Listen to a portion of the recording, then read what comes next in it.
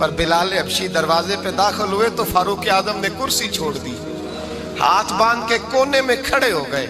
کالا رنگ ہے، نام بھی لکھنا نہیں جانتے، زمانے میں تعارف کوئی نہیں۔ حضرت عمر نے ہاتھ باندھا ہے، لوگ کہنے لگے عمر تو کیسے ہو، کس طرح سے نہیں ڈرتا، یہ کون آ رہا ہے جس کے لیے تیرا اتنا استقبال ہے؟ حضرت عمر کہنے لگے چپ کر جاؤ، اس کی بات نہ کرنا، اسے آنے دو، اسے آنے دو، اس کی بات نہ چھیڑنا۔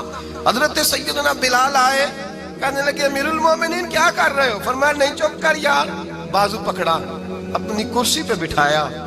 حضرت بلال کہنے لگے حضور میں غلام ہوں، مجھے تو طریقے بھی نہیں آتے ان کرسیوں پہ بیٹھنے کے، میں تو غریب ماں کا بیٹا، غلام باپ کی اولاد، سلیقہ، یہ آپ کیا کر رہے ہیں؟ تو حضرت عمر کہنے لگے بلال تھا تو غلام ہی، پر جب سے مصطفیٰ کا غلام بنا ہے تو ہمارا امام بن گیا ہے، اب تو امام ہے رسول اللہ کی امت کا۔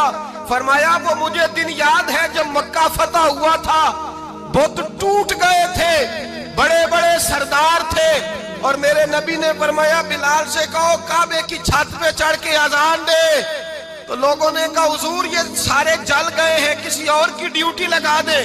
حضور نے فرمایا چپ کرو، بدر میں مار کھا کے اذان پڑے تو بلال، احد میں پتھر برسے اذان پڑے تو بلال، تپتے صحراؤں میں پڑے تو بلال، ہر جگہ مار کھائے تو بلال۔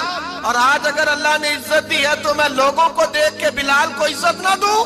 میں بتانا چاہتا ہوں کہ رسول اللہ کی غلامی میں عزت ہے۔ فرمایا کوئی اوپر نہیں چڑھے گا، ابو بکر بھی نیچے، عمر بھی نیچے، عثمان و علی، طلحہ اور زبیر بھی نیچے۔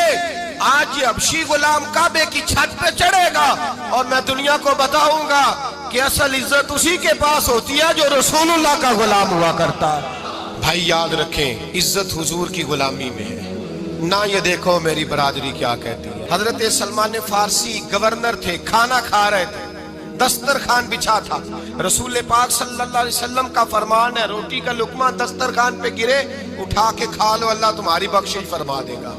دسترخوان صاف ہوتا ہے، روٹی، بڑے گورنر تھے آپ، بڑے بڑے سفیر بیٹھے تھے، وزیر بیٹھے تھے، روٹی کا لقمہ گر گیا۔ آج تو لوگ فیشن میں عزت ڈھونڈتے ہیں نا، وقار ڈھونڈتے ہیں کہ میں جدید دنیا کے ساتھ مل جاؤں، میں معاذ اللہ لڑکی لڑکے اکٹھے بٹھا کے منگنی کروں تو میں ماڈرن شمار ہو جاؤں گا، میں بڑے بڑے ڈھول بجاؤں تو ماڈرن بنوں گا، میں اگر مہندی پہ سارے تماشے کر ڈالوں تو میں ماڈرن ہوں۔ دیکھو عزت کس بات میں۔ حضرت سلمان فارسی روٹی کھا رہے تھے، سفیر، وزیر، نہ جانے بڑے بڑے لوگ بیٹھے تھے، کھانا کھاتے کھاتے لقمہ گرا دسترخوان پہ، حضرت سلمان فارسی نے سمیٹا، منہ میں رکھا، پھر انگلی مار کے دسترخوان صاف کیا۔